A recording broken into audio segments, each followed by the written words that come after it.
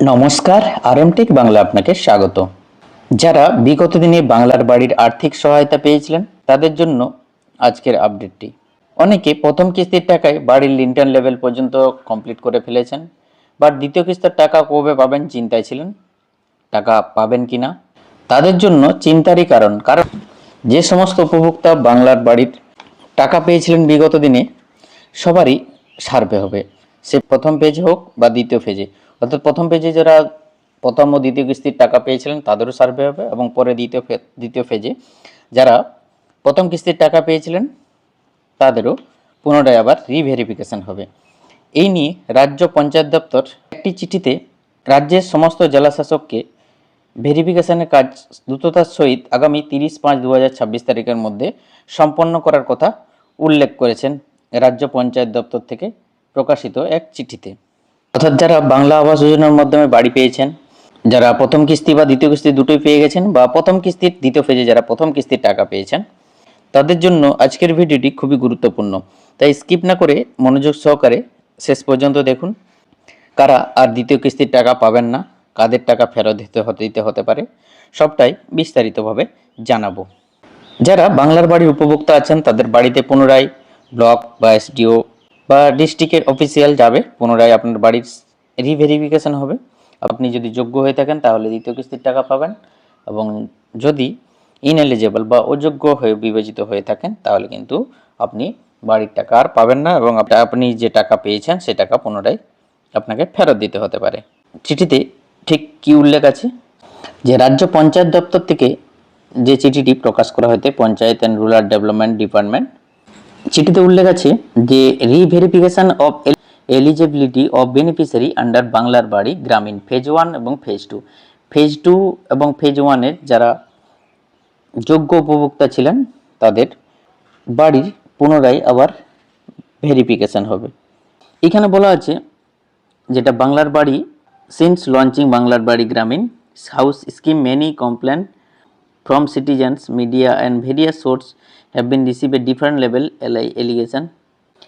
এই চিঠিটার এইখানে যে চিঠিটা আছে তার বাংলা সারসংক্ষেপ করলে যা দাঁড়ায় তা হলো যে বাংলার বাড়ি গ্রামীণ আবাসন প্রকল্প চালু হওয়ার পর থেকে নাগরিক, গণমাধ্যম বা বিভিন্ন উৎস থেকে বিভিন্ন স্তরে অনেক অভিযোগ পাওয়া গেছে যে এই প্রকল্পের আওতায় অযোগ্য ব্যক্তিদের সুবিধা দেওয়া হয়েছে। সেই সুবিধাপ্রাপ্ত লোকগুলোকে কেস টু কেস নির্দিষ্ট ঘটনা ধরে তাদের কিছু ক্ষেত্রে অভিযোগ প্রমাণিত হয়েছে, এবং প্রদত্ত তহবিল পুনরুদ্ধার বা রিকভারি ফান্ডও করা হয়েছে। সেরকমই নাও দ্য এনসিওর এখানে বলেছে এখন ওই সুবিধাভোগীদের তালিকা যাতে বর্তমানে যে সুবিধাভোগীদের তালিকা তাতে যাতে একজনও অযোগ্য ব্যক্তি না থাকে তা নিশ্চিত করার জন্য উভয় ফেজের অর্থাৎ প্রথম এবং দ্বিতীয় ফেজের এমন সমস্ত সুবিধাভোগী যারা অন্তত একটি কিস্তির বা ইনস্টলমেন্ট পেয়েছেন প্রথম কিস্তির, তাদের সবাইকে পুনরায় যাচাই করার প্রয়োজন আছে। এই পরিপ্রেক্ষিতে কি বলা হয়েছে যে যেহেতু স্পেশাল সেক্রেটারি চিঠিটা করেছে পিএনআরডি ডিপার্টমেন্টের, তিনি এখানে উল্লেখ করেছেন I am directed to request you to kindly causeফুল reverification of all such beneficiaries through the official under your control, যে আমি আপনাকে আপনার নিয়ন্ত্রণাধীন কর্মকর্তাদের মাধ্যমে এই ধরনের সমস্ত সুবিধাভোগীদের সম্পূর্ণ পুনর্যাচাইকরণের ব্যবস্থা করার জন্য অনুরোধ করতে নির্দেশ করছি। যারা ভেরিফিকেশন করবেন তারা অবশ্যই এখানে উল্লেখ করা আছে the verifying official will be also check SDD list of SR 2026, যে যারা যাচাইকারী কর্মকর্তা আছেন তারা এসআর 2026-এর যে এসডিডি লিস্ট তালিকাও পরীক্ষা করবেন, এবং প্রশাসনিক কর্তৃপক্ষের পরবর্তী পদক্ষেপের জন্য তাদের প্রতিবেদনে তা উল্লেখ করবেন। উল্লেখ করেছে যে এই কাজটি সহজভাবে করার জন্য একটা মোবাইল অ্যাপ্লিকেশনের মাধ্যমে কাজটি সম্পন্ন হবে, এবং তার একটা মিটিং ভিসি মাধ্যমে সম্পন্ন হয়েছে 25/5/2026 তারিখ বিকেল 6টার সময়। এখানে নির্দেশ দিয়েছে যে as a instructed by the higher authority the complete reverification has to be done by 30/5/2026 তারিখ, যে এই কাজটি 30/5/2026 তারিখের মধ্যে সম্পন্ন শেষ করতে বলেছে। Hence full mobilisation of resource and manpower under your control is request to ensure time bound completion of this exercise, অর্থাৎ অনুশীলনের সীমাবদ্ধতা সমাপ্তি নিশ্চিত করতে আপনার নিয়ন্ত্রণাধীন সংস্থান এবং জনবলের সম্পূর্ণ সচলতার জন্য অনুরোধ করা হচ্ছে। আর এখানে বলেছে superior officer may be deploy sub division and block wise for close monitoring and facilitation. নিবিড় পর্যবেক্ষণ এবং সহায়তার জন্য মহকুমা এবং ব্লক ভিত্তিক উচ্চপদস্থ কর্মকর্তাদের মোতায়েন করা যেতে পারে, এবং এটাও কিন্তু চিঠিতে উল্লেখ করা আছে। এবং শেষে উল্লেখ আছে যে এই সমস্ত কাজটি ভেরিফিকেশন সম্পন্ন হয়ে যাওয়ার পর যারা অযোগ্য ব্যক্তিদের বিরুদ্ধে ব্যবস্থা নেওয়ার বিবরণ এবং পুনর্যাচাইকরণ সমাপ্তির শংসাপত্র 30/5/2026 তারিখ সন্ধ্যা 6টার মধ্যে এখানে একটা ইমেল আইডি দেওয়া আছে, সেই ইমেল আইডিতে পাঠাতে হবে। তাই কিন্তু এই চিঠিতে স্পষ্ট করে উল্লেখ করে দিয়েছে। এই হলো বাংলা আবাস যোজনা নিয়ে যে পুনরায় যে রিভেরিফিকেশন হবে, তা বাংলা আবাস যোজনা প্রত্যেকটি উপভোক্তাদের বাড়ি বাড়ি গিয়ে এই রিভেরিফিকেশন হবে, এবং তা 30/5/2026 তারিখের মধ্যে দ্রুততার সহিত সম্পন্ন করার কথাও কিন্তু উল্লেখ আছে, এবং অযোগ্য ব্যক্তিদের বিরুদ্ধে কী ব্যবস্থা নেওয়া তাও কিন্তু জানাতে হবে চিঠি। এই ভেরিফিকেশন প্রক্রিয়াটা কিভাবে সম্পন্ন হবে, যে সমস্ত যারা উপভোক্তা আছেন তাদের লিস্ট অনুযায়ী 30/5/2026 মধ্যে এই পুরো প্রক্রিয়াটা সম্পন্ন করতে হবে।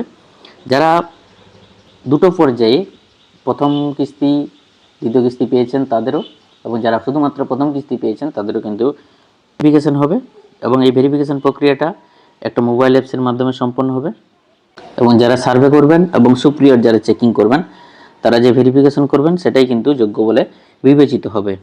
আর এখানে 4টি সম্ভাব্য পরিস্থিতি বা অবস্থা থাকবে মোবাইল অ্যাপসে, যেটা হচ্ছে যোগ্য এবং এএসডিডি মধ্যে, অর্থাৎ eligible and not in এএসডিডি।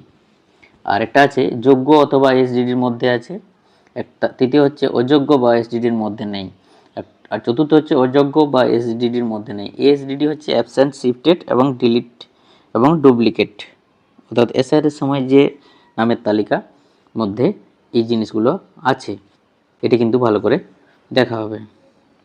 Mobile অ্যাপসে লগ ইন করে দেওয়ার পর ভেরিফিকেশানের ট্যাবটি ওপেন করে দেবেন, রিভেরিফিকেশান ট্যাবটি ওপেন করতে হবে। এরপরে জেলা, ব্লক, জিপি, গ্রাম পঞ্চায়েত সিলেক্ট করবেন। গ্রামটা সিলেক্ট করার পর বেনিফিশিয়ারির নাম শো করবে। এরপর বেনিফিশিয়ারি সিলেক্ট করার পর প্রশ্নগুলো যেগুলো সামনে আসবে সেগুলো সমস্ত উত্তর ডিফল্ট হিসাবে না সেট করা থাকবে। পুনর্যাচাইকরণের সময় যোগ্যতার মানদণ্ড পর্যালোচনা করা এবং সার্ভেয়ার প্রয়োজন অনুযায়ী তা আপডেট করবেন। একটি বাধ্যতামূলক ফিল্ড হিসাবে এসডিডি ড্রপডাউন অপশানটি উপলব্ধ থাকবে।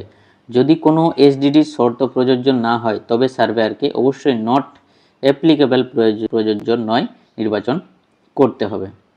এটি কিন্তু বাধ্যতামূলক। এর মধ্যে 4টা অপশান থাকবে, তার মধ্যে যদি না হয়ে থাকে তাহলে 5 নম্বর যে অপশানটি নট অ্যাপ্লিকেবল, এটা আপনাকে সিলেক্ট করতে হবে প্রত্যেকটা বেনিফিশিয়ারিদের ক্ষেত্রেই। অর্থাৎ এসআরে অনেক সংখ্যক লোকের নাম বাদ গেছে, সেই কারণে যদি তার মধ্যে কোনো উপভোক্তা থাকেন এই 4টি অপশানের মধ্যে অনুপস্থিত, স্থানান্তরিত বা মৃত বা ডুপ্লিকেট, সেই সমস্ত উপভোক্তাদের এখান থেকে সিলেক্ট করতে হবে।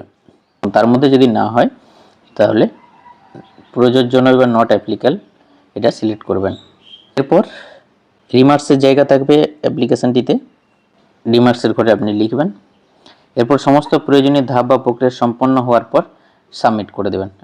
এইভাবে মোবাইল অ্যাপসের মাধ্যমে পুরো রিভেরিফিকেশন প্রক্রিয়াটা সম্পন্ন হবে। এই হলো বিগত দিনে বাংলার আবাস যোজনার মাধ্যমে বাংলার বাড়ির আর্থিক সহায়তা পেয়েছিলেন, তা ফেজ 1-এ প্রথম দ্বিতীয় কিস্তির হোক বা ফেজ 2-তে প্রথম কিস্তির টাকা, কারণ ফেজ 2-তে এখনও দ্বিতীয় কিস্তির টাকা দেওয়া হয়নি।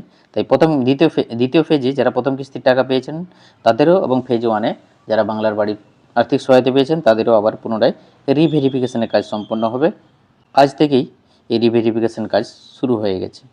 রিভেরিফিকেশন হয়ে যাওয়ার পর যদি কেউ অযোগ্য উপভোক্তা টাকা পেয়ে থাকেন তাহলে তাকে টাকা ফেরত দিতেও হতে পারে।